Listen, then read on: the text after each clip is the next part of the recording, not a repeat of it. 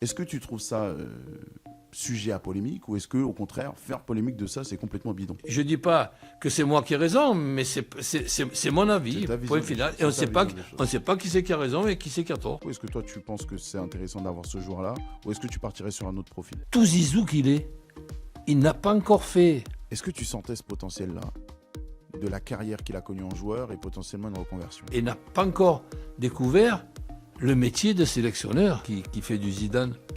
C'est pas moi qui l'ai dit. Non, d'accord. Salut à tous, c'est Colin pour un nouvel épisode de Call Interview. Aujourd'hui, je suis avec le fameux, le grand Roland Courbis qui a marqué notre football français de bien des manières en tant que consultant, en tant que coach et j'en passe. Mais c'est un plaisir de te recevoir, Roland. Comment tu vas avant qu'on continue? Comment tu vas? Ben, c'est pas une grande forme en ce moment, mais de notre côté, ben, j'ai pas la chance d'avoir ton âge, mais je l'ai eu, bien évidemment. Et là, ben, je ne peux pas sprinter ni courir vite. J'essaye de marcher normalement.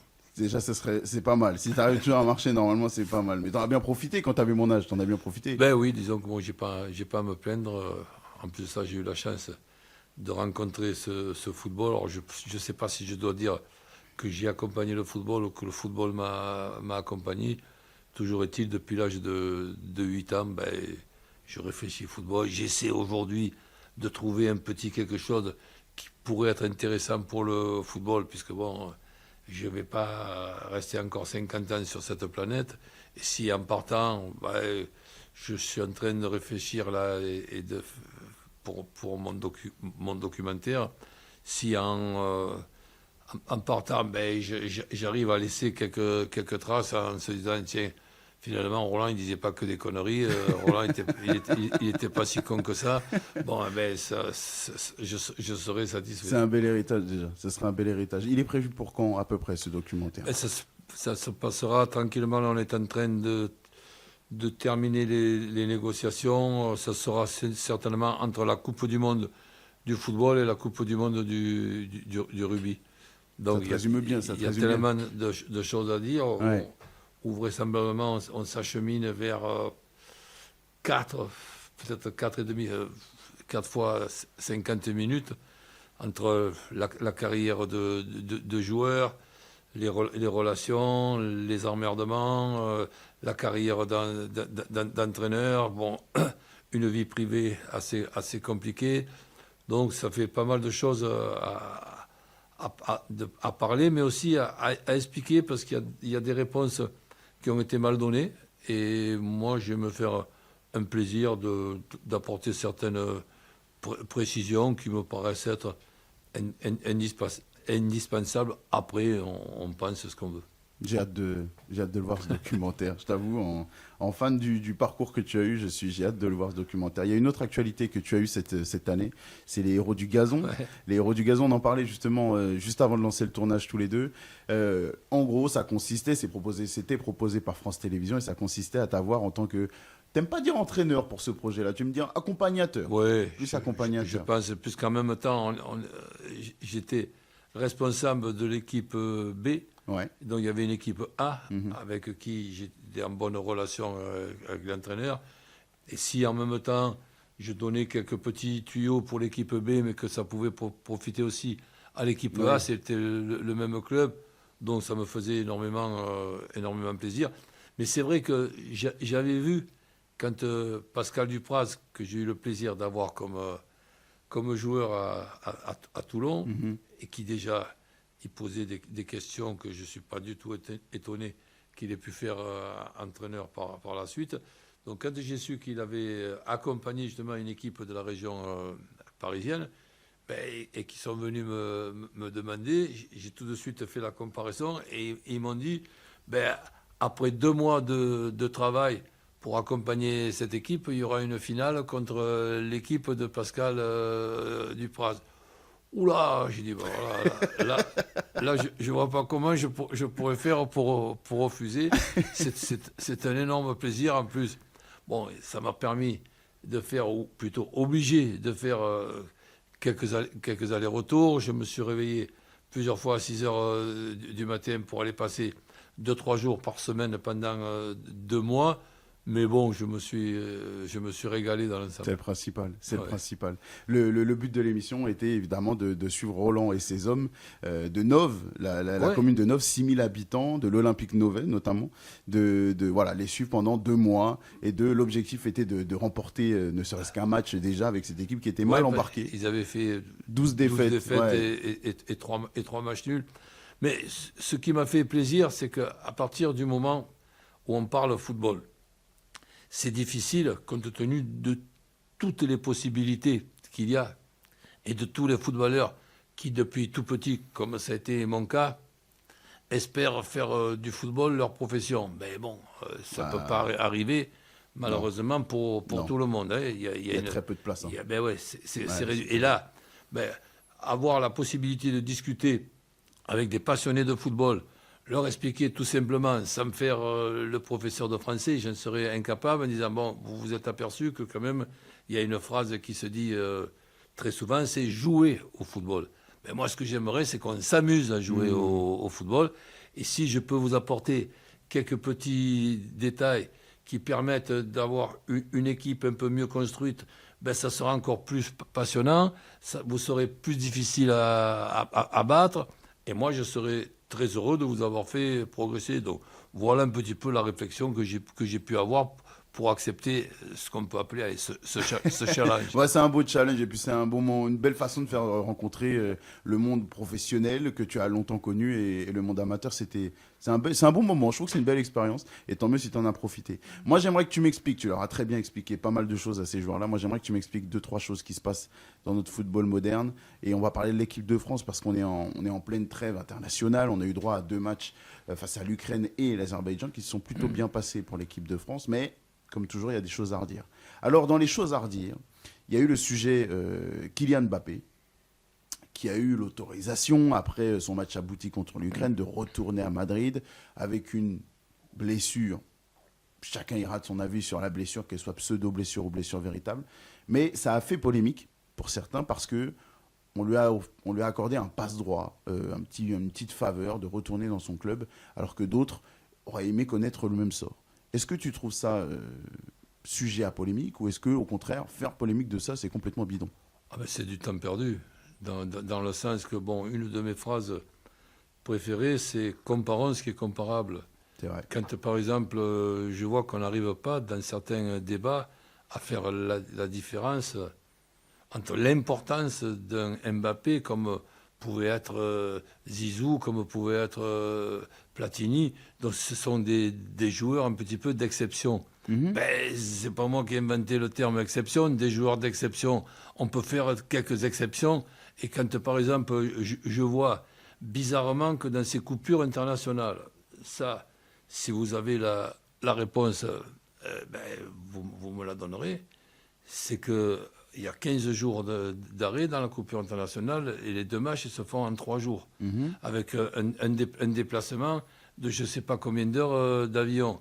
Donc la gestion de ces 3 jours-là, compte tenu de la position de l'équipe de France, il est tout à fait logique qu'avant ces 2 matchs, il y ait une réflexion, y compris même une discussion confidentielle entre Didier Deschamps et Kylian Mbappé, en disant, bon, allez, on prend ce match évidemment bien au sérieux, je compte sur toi, c'est-à-dire le match contre l'Ukraine, et en ce qui concerne le match d'après, compte tenu que mon calcul à moi, c'est d'avoir 25-26 joueurs, et avec ces 25-26 joueurs, 4 mi-temps. C'est pas moi qui l'ai inventé, ça. Donc, ça sera certainement une revue d'effectifs où dans le deuxième match, eh bien, on fera jouer ceux qui n'ont pas démarré le premier match.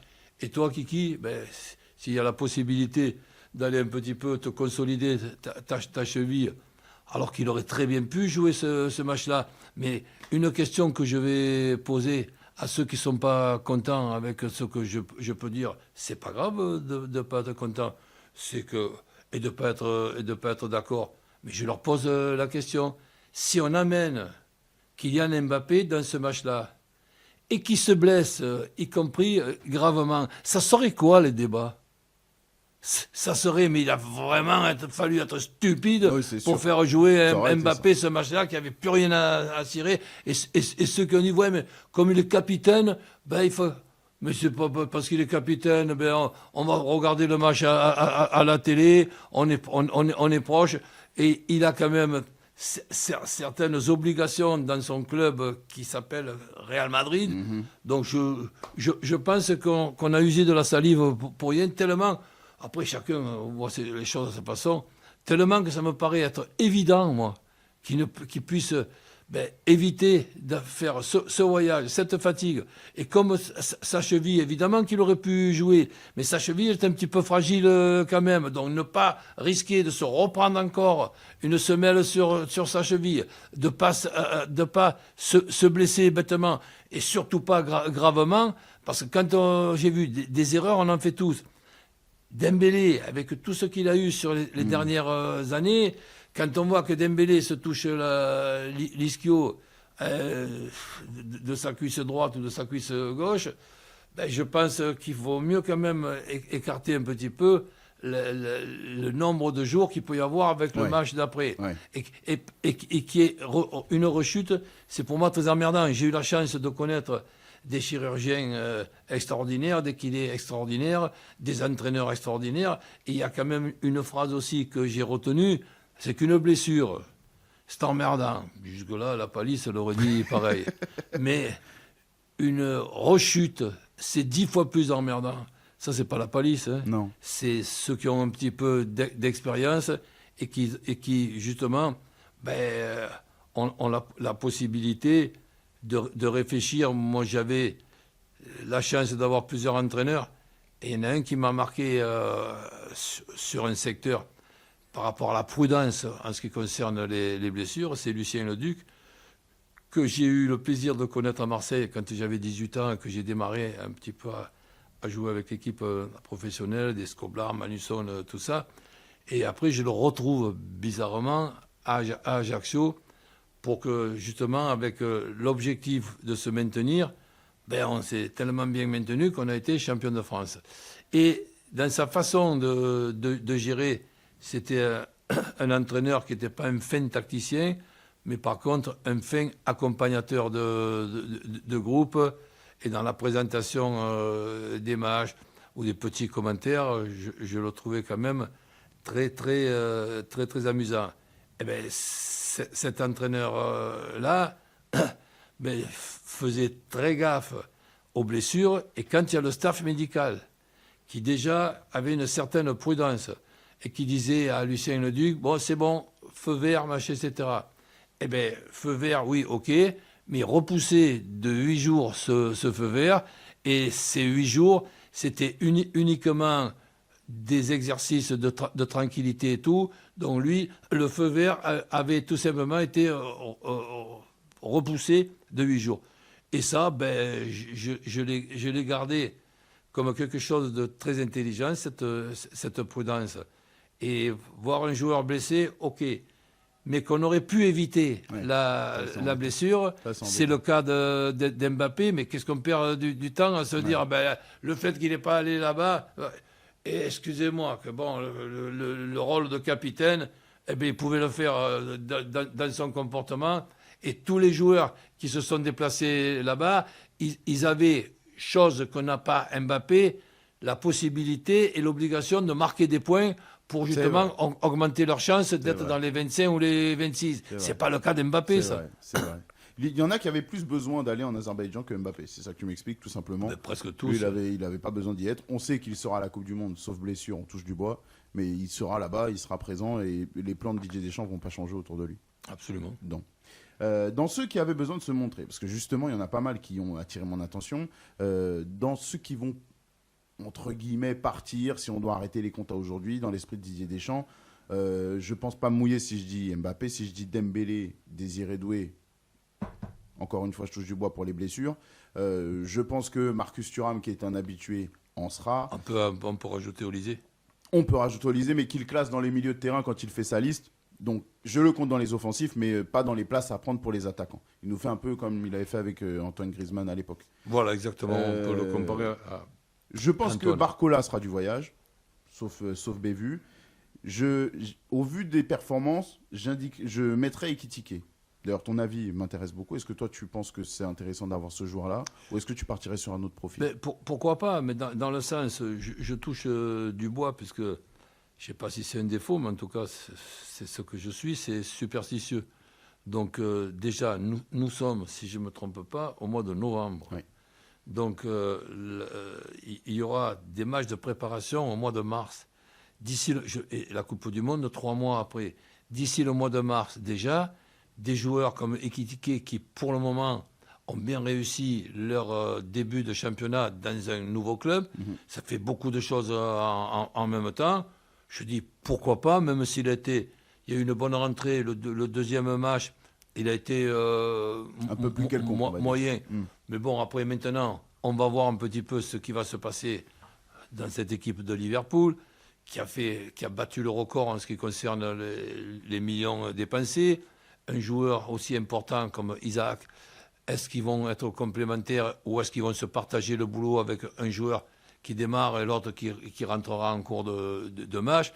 Donc si j'ai le plaisir de vous voir au mois de mars, ben, vous me reposez la même question et après ben, je vous répondrai et je touche du bois pour ce qui concerne les blessures.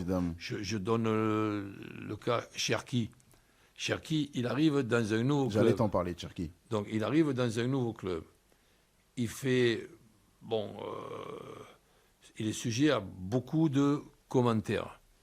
Donc, cette arrivée, ben, elle ne se passe pas très bien, puisque je crois que, si je ne me trompe pas, il a été blessé pendant les 2 premiers mois. Ouais. Après, il est rentré en cours de match. Il a, compte tenu de ses qualités, vu qu'il y a une équipe avec 10 coéquipiers pour chaque joueur, qui sont quand même des joueurs redoutables, il a été finalement, au bout de 3 mois, titulaire une fois. Et ben, donc, il a démarré le match. Il a fait une passe décisive ou 2, un but marqué. Mais après, il y a la façon de voir un petit peu son utilisation. Moi, je pense que pour le moment, je dis bien pour le moment, et en espérant qu'il ne rechute pas, parce que justement, on se retrouve dans ce cas-là, là, son coach, qui est peut-être le meilleur coach en activité, ou l'un des 3 meilleurs en activité, Guardiola, ben, l'aime beaucoup, mais patience. Donc, soyons pas trop rapides dans ce qu'on a envie qu'il arrive. Il faut qu'il progresse. Il faut qu'il progresse physiquement, athlétiquement. Il faut qu'il ait donc des comportements et de ne pas non plus faire des gestes que ça ressemblerait plutôt aux Globetrotters qu'aux joueurs de football de façon sérieuse. Et moi, après... Ça n'engage que toi. Pour moi, pour le moment, c'est le joker idéal. C'est le gars qui va rentrer à 30 minutes de la fin avec un coach comme je faisais moi. Hein, je faisais aussi des choses pas trop mal non plus. C'est que quand je partageais le boulot en disant à tel joueur, bon, ben, tu rentres à 30 minutes de la fin, pendant les 60 premières minutes, tu vas bien regarder un petit peu le profil des joueurs dans la zone que tu joues. S'il y en a un, bizarrement, qui a déjà eu un carton jaune et que tu prends un coup et que tu peux accentuer ce coup pour le faire expulser, ben on te dira bravo. Ah, ça fait partie des consignes que tu donnais à tes gars? Absolument. Je vois pas... Ouais, t'as raison de le dire. En général, les coachs font comme si, oh non, je n'ai rien à voir là-dedans. Toi, tu le dis. Ah, mais c'est pas seulement que je le dis, c'est que le joueur qui était capable, moi, de m'obtenir un penalty qu'on pouvait appeler un penalty sévère, et les joueurs qui pouvaient me dire, tiens, il a accentué le coup qu'il a pris par derrière pour faire donner un carton jaune à cet adversaire, eh bien, je l'applaudissais à la fin devant tous ses coéquipiers en le présentant comme un exemple. Il dit, comme ils viennent de faire là, Jean-Pierre ou Jean-Paul ou Daniel ou je sais pas, que ça vous reste dans la tête pour qu'à votre tour, vous soyez aussi malin que lui. Ok.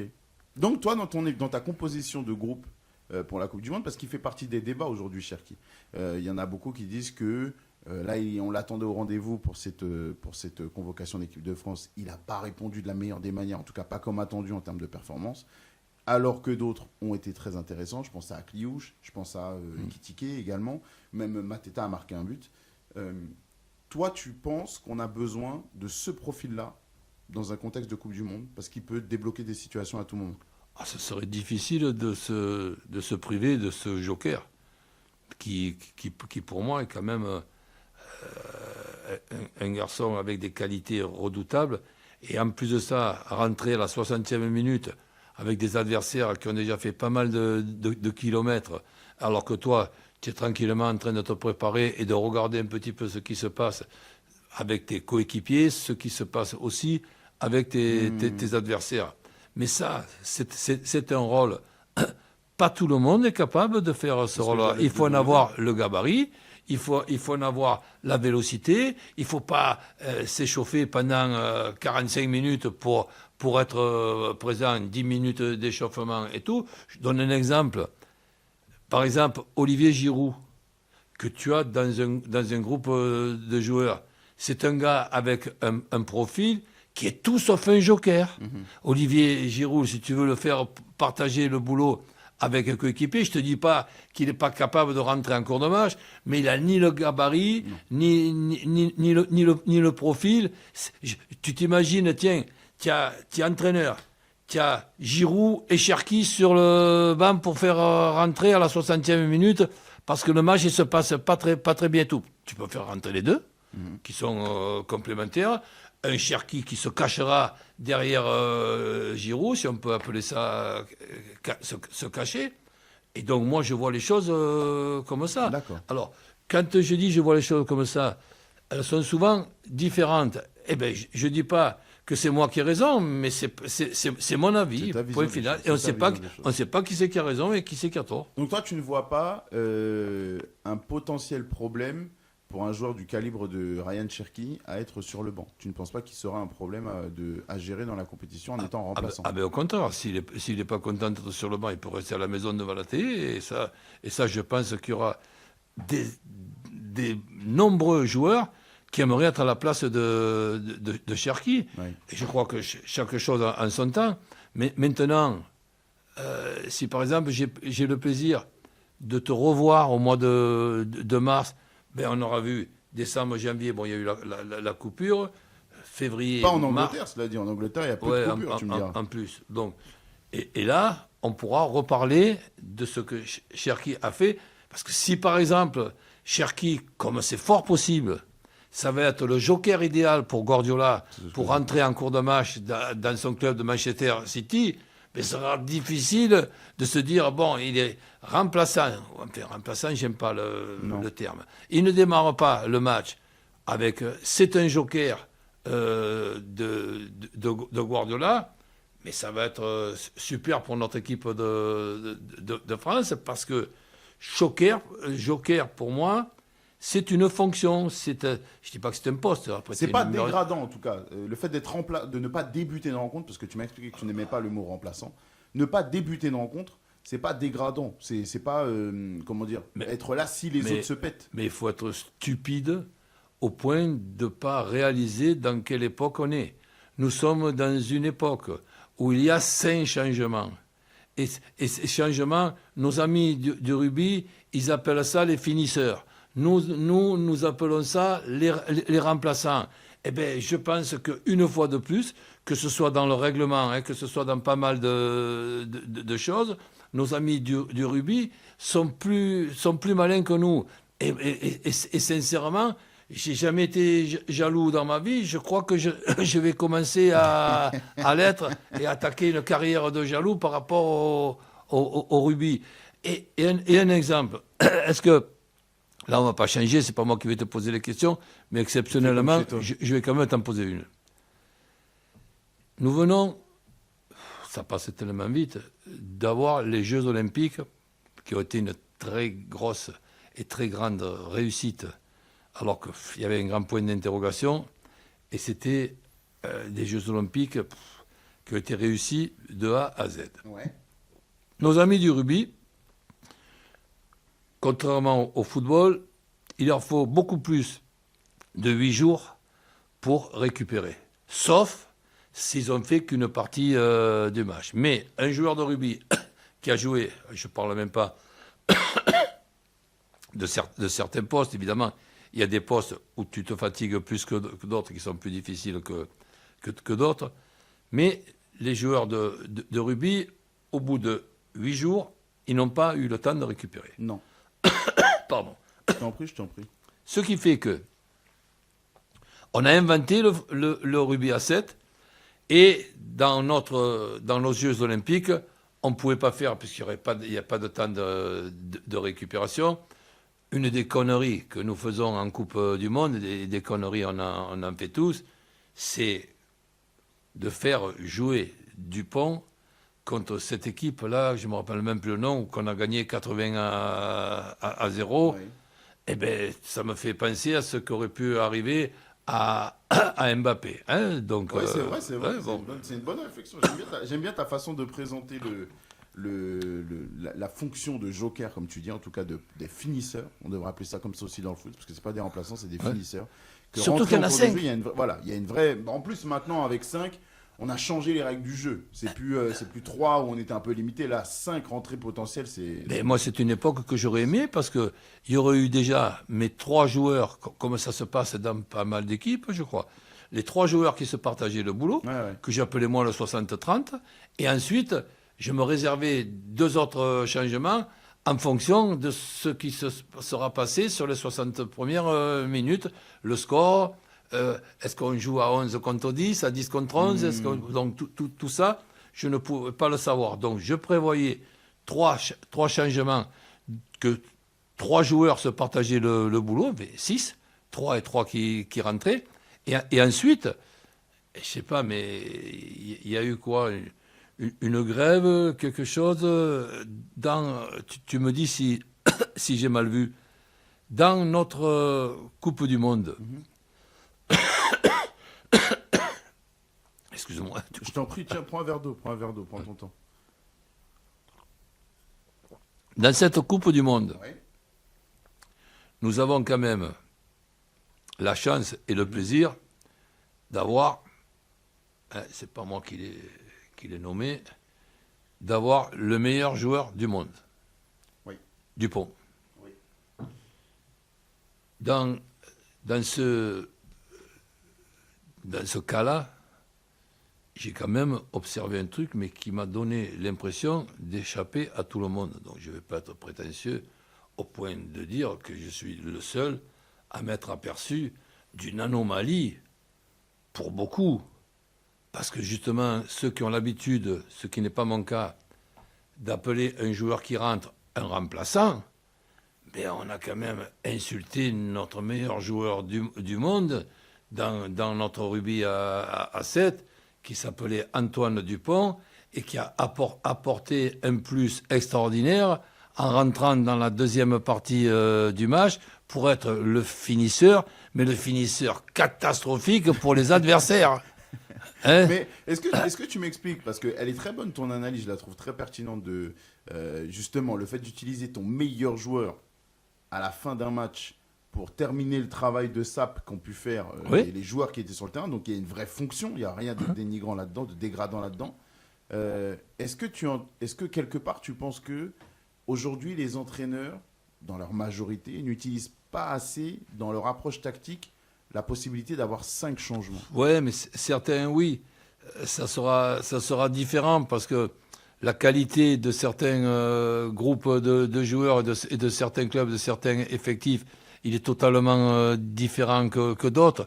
Moi, ce que j'essaye de regarder, c'est l'entraîneur du football, du rugby à 7, qui a eu l'idée de faire démarrer Dupont pour la deuxième partie du match. Mais je ne sais même pas si ça a été remarqué, ça, et je ne sais même pas s'il a eu les compliments de se dire, tiens, cette médaille d'or, c'est peut-être grâce à Dupont, mais peut-être grâce à l'utilisation de Dupont. Et l'utilisation de Dupont, c'est son coach qui...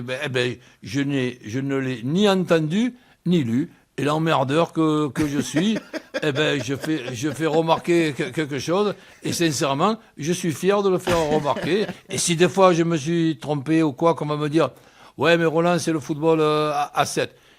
C'est le football à 7 peut-être, même si ça aurait pu être le football à 3 aussi. Mais si par exemple, dans le football à 7, on nous avait expliqué que c'est mieux de garder Dupont comme finisseur que de le faire démarrer, à ce moment-là, je ne serais pas en train de te parler de ça en ce moment. De mémoire, je dis bien vraiment de mémoire, il me semble que j'ai vu pendant les JO 1 ou 2 articles de l'équipe, surtout un, qui soulignait cette utilisation inhabituelle. Mais de là à dire que c'est grâce au coach et à cette utilisation à la fin, quand on a eu la médaille, ça, j'en ai pas souvenir du tout. Donc, je me rappelle des louanges envers Dupont, mais pas envers le coach. J'en reviens à notre football. Parce que je te fais venir pour parler de football, même si l'intervention rugby était très pertinente. Pour toi, du coup, tu penses que c'est pas un problème d'avoir à gérer Cherki dans ce genre de situation? Cherki ne sera pas un problème pour toi de l'avoir en joker.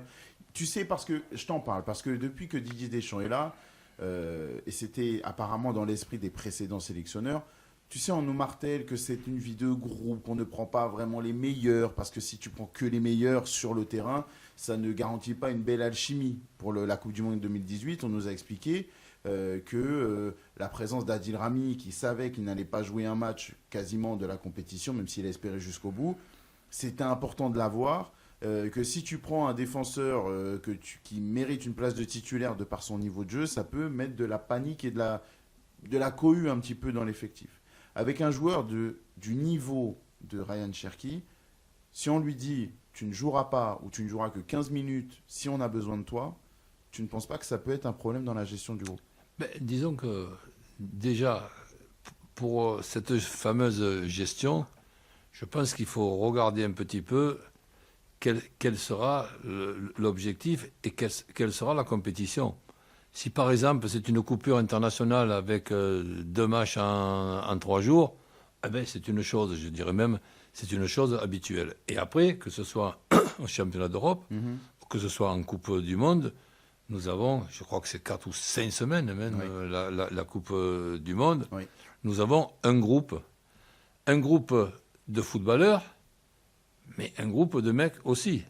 C'est-à-dire que si, par exemple, tu as mis tes 23 joueurs, où il n'y a aucun problème relationnel à l'intérieur entre les uns et les autres, et que tu as le choix avec 7 à 8 joueurs pour les 3 qui manquent, mais je pense que tu attacheras de l'importance aussi au caractère, au comportement de tel ou tel joueur par rapport à ses coéquipiers. C'est pas moi qui l'ai inventé, ça. Et en ce qui concerne Cherki, je crois que déjà, nous sommes en train de découvrir un Cherki qui a quitté Lyon pour aller à Manchester City. C'est pas rien comme déplacement. Donc, et pour le moment, malheureusement, il a démarré la saison avec 2 mois de blessure, d'inactivité. Maintenant, là, il est pris en équipe de France.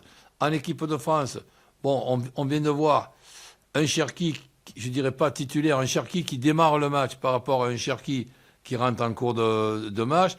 Mais moi, que ce soit à Lyon, que ce soit en équipe de France, que ce soit à Manchester City, je préfère pour le moment avoir un Cherki joker. Et même quand je dis pour le moment, ce n'est pas seulement pour le moment, c'est aussi pour lui. Oui. Et donc, qu'il soit déjà très content, très fier d'être le finisseur. Et ça, c'est au coach, et je pense que ça se passe, à lui dire, bon, comme je te disais tout à l'heure, tu regardes aussi, tu regardes là, tu sais que tu rentres à 60e. C'est une vraie fonction, un vrai rôle assumé. Voilà. Mais ça veut dire changer les mœurs, parce que dans l'approche du football, très peu de joueurs entendraient d'un bon oeil d'être joker ou d'être finisseur, comme tu dis. Disons que ça dépend aussi l'entraîneur. J'ai toujours eu le plaisir, et peut-être c'est de la chance de ma part, de ne jamais avoir un problème avec un joueur qui sortait, comme je vois des fois, on peut être énervé, hein, ça peut arriver, mais sortir en faisant la gueule, en mettant un coup de pied dans une bouteille d'eau, sincèrement, je ne m'imaginais pas que ce soit possible. Le peu de fois que ça a pu être possible, je le regardais après, je disais, tu as la possibilité d'être entraîneur, toi, après ta carrière. Je te souhaite de ne pas avoir des joueurs et des têtes de con comme toi. Donc, c'est tout simplement, bon, ben, ça peut arriver, et que le joueur il se dit, putain, merde, c'est vrai, dans tous les cas, allez, et machin et tout. Et donc, c'est pas non plus un drame, ni un exploit de ma part d'avoir rectifié ça. Après, voir un entraîneur faire la gueule aussi, allez, ça peut arriver, mais tu peux arriver aussi à réparer ça rapidement. Donc, ça m'amène à un sujet quand même, parce que je t'ai entendu, et on va leur rendre hommage, dans l'émission Hors-jeu, dans laquelle tu es passé il n'y a pas très longtemps. Tu parlais du lancement des jeunes joueurs. Je t'en parle parce que Ryan Cherki, pour beaucoup, il y a une impatience qui s'est créée, parce qu'on le voit depuis longtemps. Il a quand même été lancé à ses 16 ans dans le monde professionnel, ce qui est tôt. Même aujourd'hui, ça reste tôt. Et du coup, aujourd'hui, il a 22 ans. Ça fait déjà 6 ans qu'on le voit, Ryan Cherki. Donc pour beaucoup, ils attendent un joueur de 25 ans qui doit être accompli, qui doit avoir déjà un certain niveau d'accomplissement et de performance dans sa carrière, alors qu'en réalité, ce n'est qu'un joueur de 22 ans. Ça commence à être sérieux, mais c'est un joueur de 22 ans. Je t'ai entendu avoir un discours qui va à l'encontre de tout ce qui est en train de se faire dans le monde du foot par rapport au lancement des jeunes joueurs. Tu en as connu, tu as vu Paul Pogba, tu étais là pour accompagner Ousmane Dembélé, Peter Luxin. Il y a eu beaucoup de jeunes joueurs qui sont passés. Paganelli. Il y en a plein. On va parler de Zidane plus tard, mais Zidane était moins jeune quand tu l'as eu. Mais on voit aujourd'hui l'éclosion de Lamine Yamal. On a vu l'éclosion de Paul Pogba, on a vu les problèmes qu'il a pu connaître derrière. Est-ce que c'est un tort de les lancer si jeunes avec autant de responsabilités ? Quand tu dis un tort, c'est-à-dire que chacun a sa vision des choses. Déjà, je réutilise une de mes phrases préférées, comparons ce qui est comparable. Oui. Il peut y avoir une exception. Une exception, et tu la connais la phrase, l'exception qui confirme la règle. Donc je pense qu'il faut avoir une certaine prudence quand on a la chance de voir un joueur de 16 ans être capable de jouer avec les 18, 19, 20, enfin jusqu'à 30, 35, 36, je dis pourquoi pas, mais de faire gaffe, de ne pas aller contre nature. C'est pas moi qui ai inventé, c'est des personnes qui sont plus instruites que moi qui m'ont dit Roland, attention, à l'âge de 16 ans, il y a les cartilages qui ne sont pas terminés, les ligaments non plus. Et donc, un garçon comme Luxin, il était tellement bon que je peux comprendre que le club, l'entraîneur, le président ont envie de le voir. Tu augmentes la qualité de ton équipe. Mais peut-être aussi, tu augmentes les difficultés de sa carrière qui va être moins longue que ce qu'elle aurait pu être s'il y avait eu un peu de patience. Donc là, je suis complètement contre. Maintenant, évidemment, tu me cites un exemple, Lamine Yamal, qui est pour moi, je vais le mettre dans la catégorie de Messi, Ronaldo, des joueurs extraordinaires, hors normes.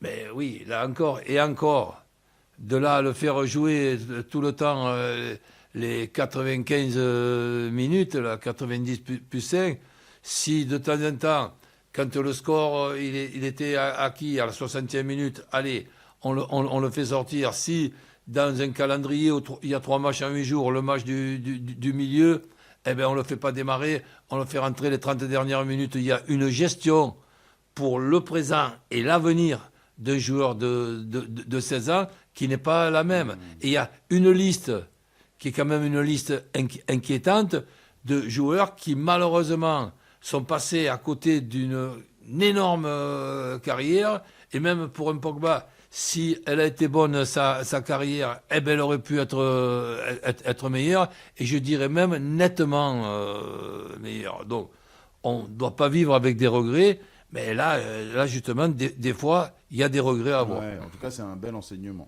Ça mérite d'être un enseignement. Je te ramène un eau bleu. Je te ramène un eau bleu parce que 2018, tu me donneras ta vision parce que je crains qu'elle soit intéressante. C'est un peu pour ça que je t'ai fait venir. 2018, j'ai pour souvenir de voir un Didier Deschamps qui nous met beaucoup de joueurs à vocation sur le papier plus défensive qu'offensive. Je compte Giroud, je compte Griezmann, je compte Mbappé en vrai poste d'attaquant. Derrière, ce sont soit des milieux défensifs, soit des défenseurs qui sont alignés. Je pense au 4 de derrière et même Matuidi qui évolue en poste un peu hybride sur le milieu gauche. C'est un peu la même chose qu'on voit à la Coupe du Monde 2022 où encore une fois, on demande beaucoup d'efforts défensifs à Ousmane Dembélé, plus qu'offensifs, et il l'a même dit lui derrière en disant qu'il était un peu bridé. Là, on a l'impression que Didier Deschamps, pour sa dernière, il a un peu tendance à lâcher les chevaux, entre guillemets. On voit 4 joueurs à vocation réellement offensive. Tu veux dire par là qui fait du Zidane? C'est pas moi qui l'ai dit. Non, d'accord. Non. C'est pas moi qui l'ai dit, mais tu fais bien de m'en parler. Qu'est-ce qui a changé? Est-ce que toi, tu ressens qu'il y a quelque chose qui a changé? Et si c'est le cas, quoi? Qu'est-ce qui a changé? Non, mais je pense qu'on a un garçon comme Didier Deschamps qui fait tout simplement en tant que joueur, entraîneur et sélectionneur, 2 métiers totalement différents, contrairement à ce qu'on en pense. Joueur, évidemment, c'est presque 3 métiers, parce que sélectionneur et coach, c'est presque un métier différent. Ah, c'est ça que je te dis. Ah oui, d'accord. Donc, c'est joueur, évidemment. Oui, évidemment. Mais entre sélectionneur et entraîneur, lui, il a réussi dans les 3 cas. Mais, dans sa réussite, il a une habitude de voir les choses avec une certaine prudence. Donc, ce qu'on peut dire, c'est qu'il a réussi à faire un parcours extraordinaire comme sélectionneur. Avec aussi, depuis une quinzaine d'années, une génération, quand tu vois tous les joueurs qui ont pu être en équipe de France, tu te dis, tiens, s'il y a un sélectionneur qui aura été un bon entraîneur, qui devient sélectionneur, ben, il serait quand même tout à fait logique qu'il puisse avoir quelques résultats. Et quelques échecs aussi. Moi, j'en note quand même 3 ou 4 d'échecs. Bon, ben, et on se dit, tiens, c'est déjà bien ce qu'il a fait. Est-ce qu'il aurait peut-être pas pu faire un petit peu mieux en étant un petit peu moins prudent? On ne le sait pas. Mais ce qu'il y a de sûr, c'est qu'à partir du moment où il a trouvé un équilibre, l'équilibre pour moi, c'est de regarder un petit peu, pas seulement l'organisation. Quand on dit on va jouer en 4-4-2, on va jouer en 4-2-3-1, premièrement, il faut quand même, c'est la moindre des choses, connaître le mécanisme de qu'est-ce qu'on fait avec un 4-4-2, de qu'est-ce qu'on fait avec un 4-3-3, et aussi qu'est-ce qu'on fait en fonction de tel ou tel adversaire. Parce que quand on me dit qu'aujourd'hui, Didier Deschamps, il nous met 4 offensifs contre l'Ukraine et l'Azerbaïdjan, eh bien, on verra dans un France-Argentine en Coupe du Monde, ou dans un France-Brésil, ou dans un France-Portugal, ou dans un France-Angleterre, s'il n'y aura pas une équipe un peu plus solide. Et ensuite, ce que je donne comme conseil, sans prétention, c'est que l'organisation, c'est une chose. Le mécanisme, je viens d'en parler. Et il y a le profil des joueurs. Donc, ce que je conseille de regarder, c'est qu'au lieu d'être attiré par un exploit de Didier, qui a fait jouer 4 joueurs offensifs en même temps dans une équipe de football, waouh! Essayons de regarder le profil des 2 numéros 6, parce que pour moi, le profil de ces 2 numéros 6, j'ai un numéro 6, 6, et j'ai un numéro 6, 8. C'est ma façon de voir ce duo-là. Mais si par exemple, tu as 2 numéros 6, 6, qui te font devant 2 arrières centraux, pratiquement 4 joueurs en plein axe qui ont le profil de 4 arrières centraux, il faut que tu regardes les latéraux.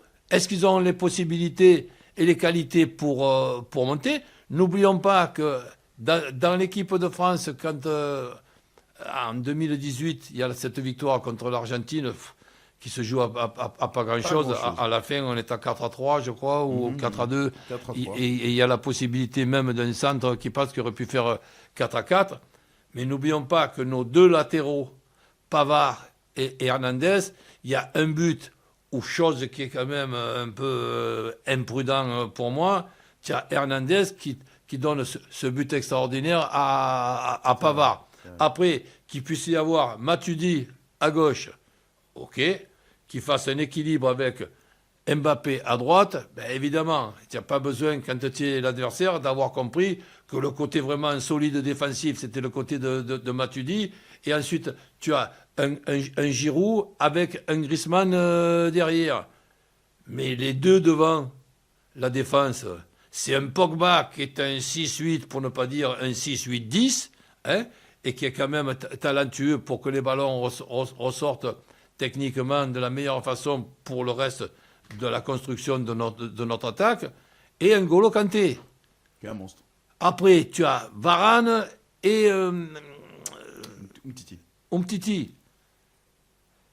Plus Loris dans les buts. Donc, que j'ai toujours, moi, été contre un gardien de but capitaine. Mais ça, c'est peut-être le maniaque que je suis. Mais ça a été un garçon et un gardien avec une carrière qui n'est encore pas terminée. Qui n'est pas terminée. Qui est tout simplement une carrière extraordinaire. Donc c'est pour ça que je peux répondre à toutes les questions que tu peux me poser, mais si des fois je réponds presque avec une question, ben, il faut se la poser aussi, la question. Donc tu te dis, tiens, la prochaine fois que tu vois aligner un 4-4-2 ou un 4-2-3-1, qu'est-ce qu'il nous a dit, Roland? Il ne dit pas que des conneries. Alors, qui c'est, les deux latéraux? Bon, qui ce sont? Les deux arrières centraux, ok. Et le 6, qu'il appelle le 6-6 et le 6-8, est-ce que c'est ça que nous avons? Est-ce que nous avons deux 6-6? Donc, il faut quand même réfléchir. Et après, j'entends. Tu vois le mécanisme. Et tu vois aussi l'adversaire. Si par exemple, l'adversaire, c'est l'Angleterre, eh bien, peut-être qu'on aura le souci numéro 1, c'est d'une certaine solidité, une certaine prudence, et qu'on ne va pas partir devant en se disant, ouais, le côté offensif, ça va, il peut y avoir les deux. Il peut y avoir côté défensif, côté offensif, et on peut quand même ne pas se fixer comme objectif de gagner contre l'Angleterre à 4-3. Si on gagne 1-0, on ne fera pas la gueule. Tu as mentionné Zizou, toi-même. Je ne l'ai pas fait, c'est bien, c'est toi qui l'as fait. Ouais. Tu as mentionné Zizou. Je sais que tu as une affection particulière pour Zinedine Zidane. Il est devenu un coach fou. C'est presque du niveau du mythe, ce qu'il a réalisé, tellement il est arrivé, il a terminé le jeu et il est parti. Maintenant, on attend tous son retour. Ce sera très certainement en équipe de France. Il y a quand même Benzema qui a encore fait allusion en disant qu'il allait, si Zizou prenait la suite, il ouvrait même la porte, lui, à potentiellement retourner en équipe de France. Il l'a dit à demi-mot. Première question, est-ce que quand tu l'as rencontré à Marseille, quand tu l'as dirigé à Marseille... À Bordeaux. À Bordeaux, pardon, excuse-moi. À Bordeaux. Oh là, je vais me faire taper dessus. À Bordeaux.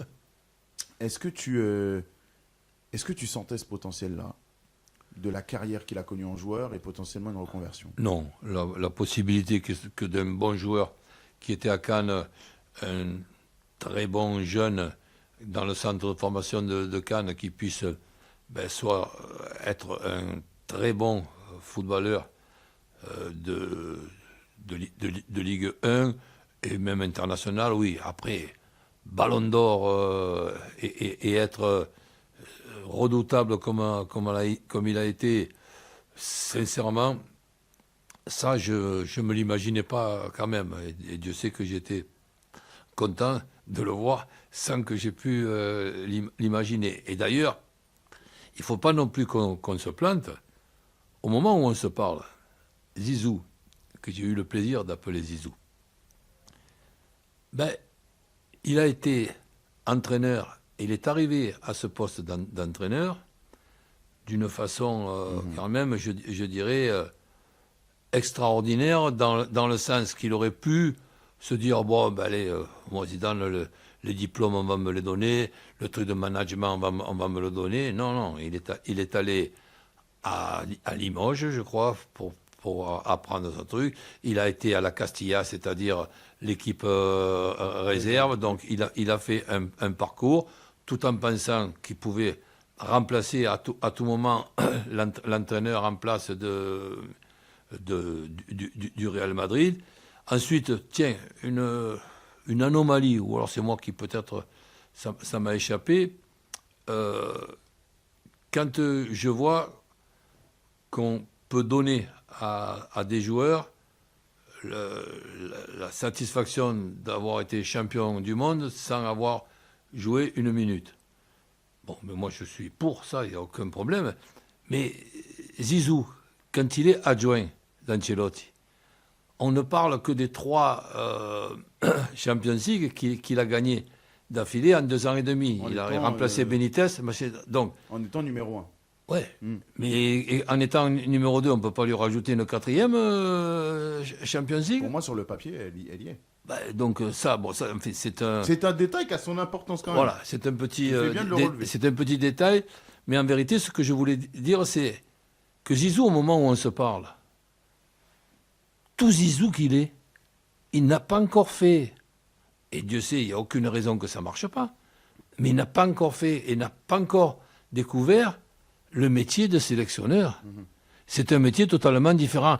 Et je rajouterai, c'est un métier qui, pour moi, est beaucoup moins difficile que le métier d'entraîneur avec les matchs tous les 3 jours, les 5 changements, les blessures.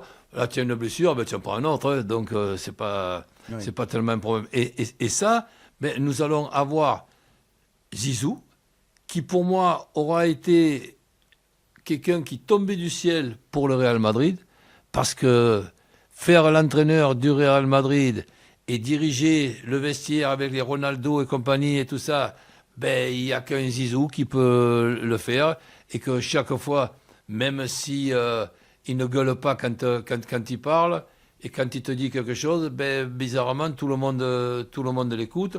Mais maintenant, nous allons voir Zizou découvrir le poste et le boulot et le métier, si on peut appeler ça, de sélectionneur.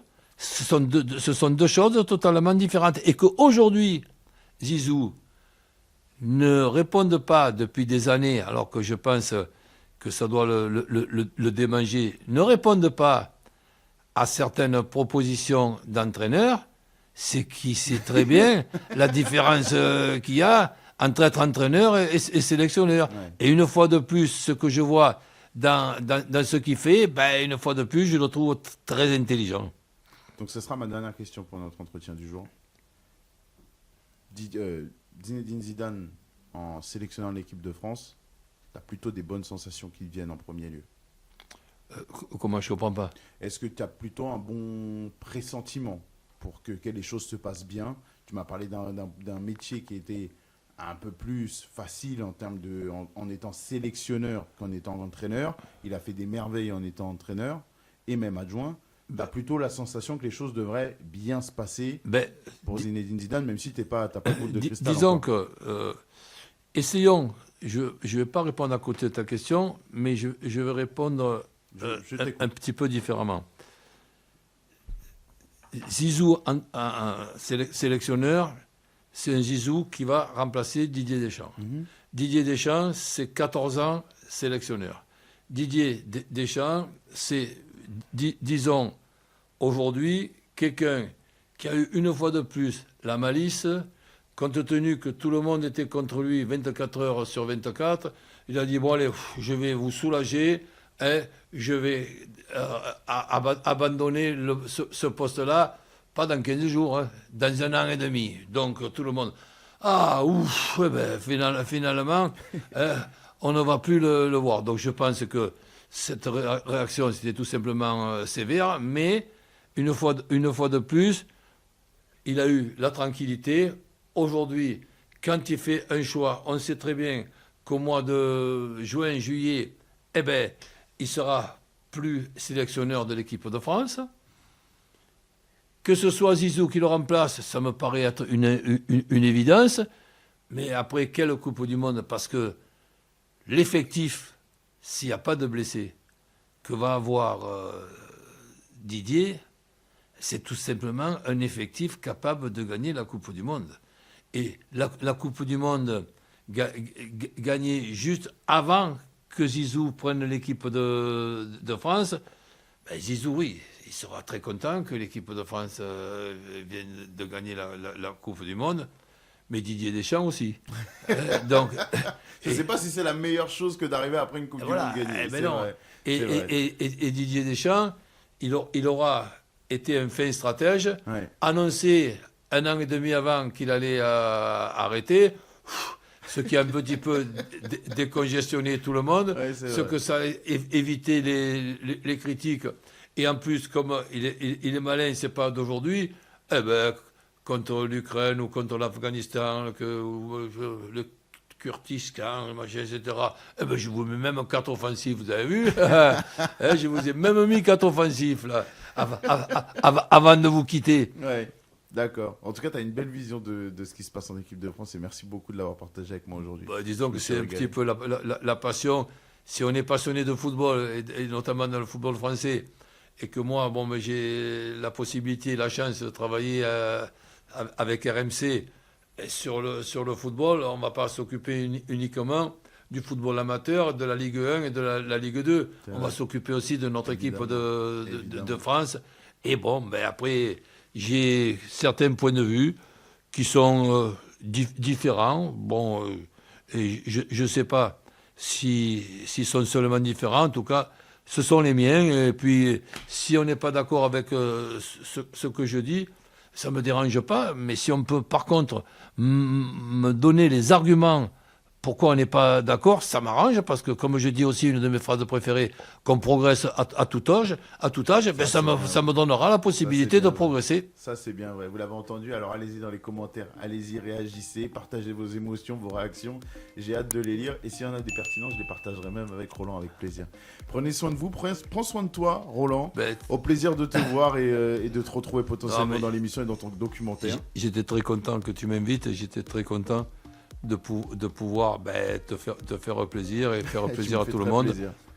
Moi, savoir que quand je suis dans un endroit, ça fait plaisir aux gens, sincèrement, ça me fait plaisir à moi. Ça me fait très plaisir. Merci d'être venu ici. Tu vois, papa, je l'ai fait venir, Roland Courbis.